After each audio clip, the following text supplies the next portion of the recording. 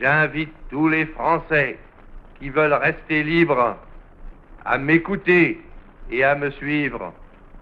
Vive la France, libre, dans l'honneur et dans l'indépendance. Il y a 80 ans, pour répondre au maréchal Pétain, qui déclarait un jour plus tôt que les armées françaises étaient défaites, le général de Gaulle prononçait depuis Londres son célèbre appel.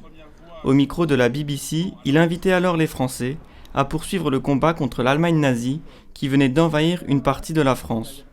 Un message qui, sur le moment, n'avait eu que très peu d'audience. Le général de Gaulle a enregistré cet appel à la radio de Londres à 18h, il a été diffusé à 22h. Donc en fait, assez peu de personnes l'ont entendu, il a été rediffusé par la suite plusieurs fois. Mais au fur et à mesure que le général a rassemblé autour de lui à Londres un certain nombre de combattants, de civils, voilà, ça s'est su effectivement qu'il incarnait cette résistance et qu'il allait incarner cette résistance pendant toutes ces années. Ce discours changea le cours de la Seconde Guerre mondiale et fit entrer Charles de Gaulle, encore inconnu à l'époque, dans l'histoire. 8 décennies plus tard, ce devoir de mémoire continue à être transmis aux plus jeunes. Chaque année, on associe avec l'éducation nationale et l'armée ici présente à Metz, les collégiens qui participent notamment au concours de la résistance ou qui font œuvre de mémoire dans le cadre du travail scolaire. Je pense que ça permet effectivement aux générations d'après de pouvoir continuer à apporter ce souvenir de l'appel du 18 juin et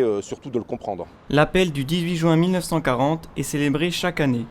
Le texte est même inscrit au patrimoine mondial de l'UNESCO sur le registre Mémoire du Monde depuis 2005.